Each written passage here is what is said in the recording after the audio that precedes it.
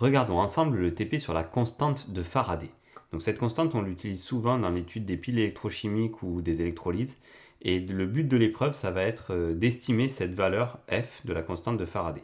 Donc on nous rappelle dans les documents mis à disposition une formule pour la calculer. Cette formule, elle va être importante pour la suite.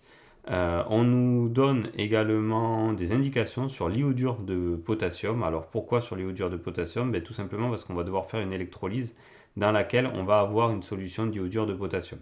Donc c'est pour ça qu'on nous parle d'iodure de potassium, on nous parle justement de l'électrolyse, on nous parle également d'un titrage du diode dans une solution aqueuse. Alors pourquoi? Parce qu'au moment où on va faire l'électrolyse, on voit que là il y a du diode qui se forme lors de la réaction au niveau de l'électrolyseur, et donc du coup on va avoir du diode à titrer.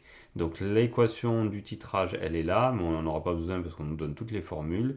Et enfin, on a des données qui sont utiles sur un indicateur coloré. Ça va être l'emploi d'amidon qu'on va utiliser et qui va nous permettre de voir quand est-ce qu'on va avoir un changement de réactif limitant lors du titrage colorimétrique. Donc on va voir tout ça dans la suite. Première partie du travail à effectuer, c'est de préparer justement la solution d'iodure de potassium qu'on va placer dans la cuve de l'électrolyseur. Et donc on nous demande de préparer 100,0 ml, donc d'utiliser une fiole jaugée de 100,0 ml, pour préparer une solution d'iodure de potassium dont la concentration elle est de 1 mol par litre. Et on nous demande d'utiliser le matériel à disposition. Donc pour ça, on va voir que, première chose, c'est qu'on nous dit ici dans les données que l'iodure de potassium c'est un solide ionique de formule Ki. Donc ça c'est important puisqu'on part en gros d'un solide. Donc j'imagine que dans le matériel tu auras de quoi faire une pesée et tu auras de quoi faire une dissolution. Donc on part d'un solide et donc il va falloir calculer la masse de solide à prélever pour réaliser cette dissolution. Donc première chose à faire c'est de calculer cette masse. Alors pour ça, on utilise la formule petit m égale n fois grand m, et grand m c'est la masse molaire du Ki, de l'iodure de potassium. Et ensuite, on remplace le n par C fois V, puisque nous, on a le volume ici et la concentration ici. On passe à l'application numérique. La masse molaire du Ki, elle était donnée juste au-dessus, ici. Donc là, c'est bon, on l'a pour faire le calcul. Et puis, on n'a plus qu'à remplacer. On tape sur la calculatrice et on trouve 16,6 grammes. Donc ensuite, il suffit de faire le protocole de la dissolution. Donc pour ça, rien de compliqué. On va placer sur une balance une coupelle, on va faire la tare, la mise à zéro. On va peser les 16,6 grammes d'iodure de potassium. Puis ensuite, on va verser le contenu de cette coupelle dans une fiole jaugée de 100 ml à l'aide d'un entonnoir. On pense à rincer l'entonnoir et la coupelle, récupérer l'eau de rinçage dans la fiole, et puis on ajoute de l'eau distillée jusqu'aux 2/3, on bouche, on agite jusqu'à dissolution complète du Ki, et ensuite on complète avec de l'eau distillée jusqu'au trait de jauge et on bouche et on agite une nouvelle fois. Voilà pour la dissolution et la préparation de cette solution. On va pouvoir maintenant passer à l'électrolyse. Donc là, on va verser bien évidemment la solution d'iodure de potassium préparée dans le bécher et puis on lance l'électrolyse pendant 10 minutes, on nous dit. Donc on nous demande de veiller à ce qu'on ait un courant qui soit à peu près égal à 10 mA et de noter la valeur moyenne mesurée en réalité. Donc si toi tu n'as pas 10, tu as 9,8 mA et que tu n'as pas réussi à tomber sur 10 piles, bon pas de souci, tu marques 9,8, ça ne changera pas grand chose. Pareil si tu as plus de 10. Donc il faut être autour de 10 mA. Donc moi j'ai pas fait la manip, j'imagine que j'ai réussi à avoir 10 mA en moyenne, donc c'est pour ça que j'ai marqué 10 mA. Ensuite, durant l'électrolyse, donc ça va prendre un certain moment, 10 minutes, on nous dit ici. Donc on a 10 minutes pour continuer à répondre aux questions. Et donc la première chose, c'est qu'on nous demande de chercher à déterminer par titrage la quantité de diode I2 formée lors de l'électrolyse. Donc pour cela, on va titrer la solution contenue dans le bécher avec une solution titrante de thiosulfate de sodium. On nous donne sa concentration. Et on nous dit, avant de débuter le titrage, on ajoutera quelques gouttes d'emploi d'amidon à la solution titrée. Donc c'est ça qui est important. Pourquoi c'est important? Tout simplement parce que l'emploi d'amidon, on nous en parle juste ici.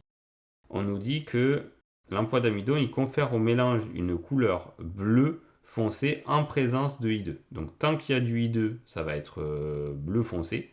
Donc ça, c'est le cas dans le bécher. Dans le bécher, on va avoir du bleu foncé dès le départ, puisqu'on a du I2 qui a été formé lors de l'électrolyse. Donc là, on en a plein de I2 dans le bécher.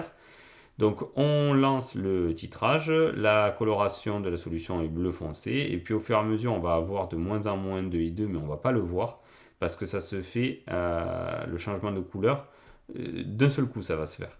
Parce que même en quantité très faible, on a une couleur bleu foncé marquée. Et dès qu'on a un changement de réactif limitant, donc au niveau de l'équivalence, dès qu'il n'y a plus de I2, et bien là, boum, on va avoir une solution qui va être, elle, incolore, puisqu'on nous précise que toutes les autres espèces chimiques qui seraient dans la solution à ce moment-là, elles ne confèrent pas de coloration à la solution. Donc, ça va devenir incolore, on va passer du passage du bleu à l'incolore.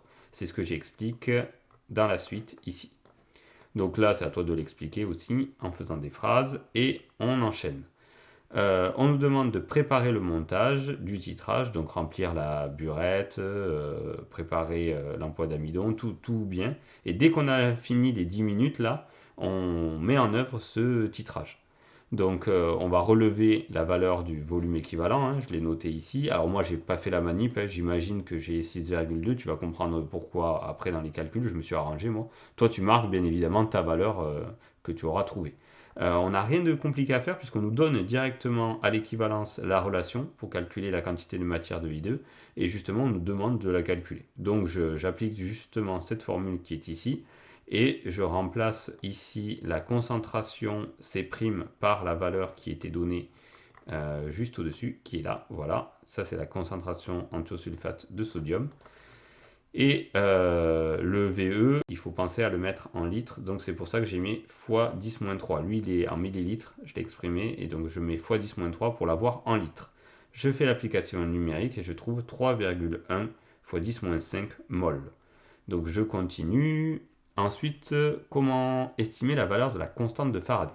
Donc pour la suite, il n'y a rien de compliqué, on me donne toutes les formules. Là, il faut juste être patient, prendre sa calculatrice et appliquer. Donc première chose à faire, c'est appliquer cette formule avec nos valeurs expérimentales. Donc c'est parti, je renote la formule littérale, je remplace I par la valeur moyenne que j'avais trouvée précédemment, que j'avais estimée précédemment. Donc moi j'avais dit 10 mA, en ampères ça fait du 10 x 10-3, puisqu'on nous précise bien de mettre une intensité en ampères.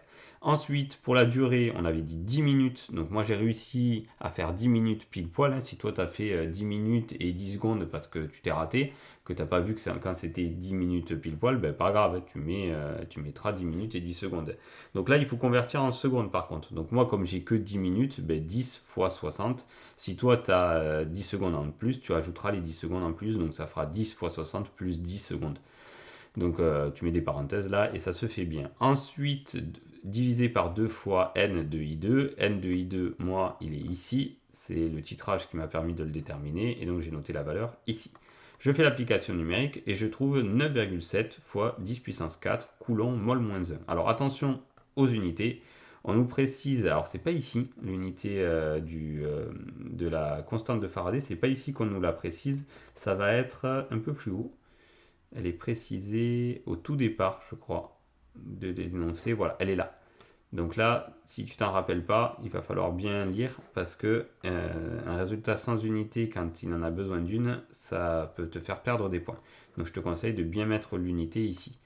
Ensuite, on nous demande de calculer la valeur de la constante de Faraday notée F référence en utilisant la définition dans les données. Donc c'était la première relation là que j'avais surlignée en haut.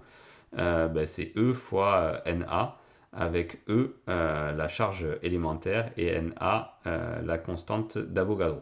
Donc, en gros, on a fait tout simplement l'application numérique. Là, j'écris tout en rouge parce que tu dois trouver exactement la même chose que moi. On doit tous trouver la même chose au niveau de cette question-là, puisque toutes ces valeurs, elles sont données. Donc, on aurait dû trouver 9,647 fois 10 puissance 4 coulomb mol moins 1. Donc là, on est hyper précis parce qu'on n'est pas sur des valeurs expérimentales, mais sur des valeurs de référence. Et enfin, on va nous demander de comparer la valeur qu'on a trouvée expérimentalement avec la valeur de référence. Alors pour ça, il faut appliquer cette formule-là, c'est le rapport Z là. Et pour calculer U de F, on nous donne une formule. Alors elle paraît un peu barbare, mais tu vas voir, c'est tout simple. Donc il faut appliquer cette formule pour calculer U de F. Et puis après, les deux autres valeurs, F expérimentale et F de référence, on les a juste au-dessus. Donc j'imagine, justement, on nous demande de calculer la valeur de z, et bien on va commencer par calculer u de f avec cette formule un peu barbare. On nous donne toutes les valeurs ici. Donc on a juste à appliquer. Donc je réécris bien évidemment la formule littérale et je remplace par les valeurs. Donc f expérimental, donc là je reprends la valeur que moi j'ai trouvée par mon calcul, 9,7 fois 10 puissance 4. Et après, racine carrée de tout ça, donc le u de i sur i, c'est noté ici. Donc 0,10, donc j'ai juste à remplacer par 0,10. J'oublie pas qu'il y a un carré, donc il faut mettre au carré. Ensuite, le u de t sur delta t, c'est écrit ici, 0,01.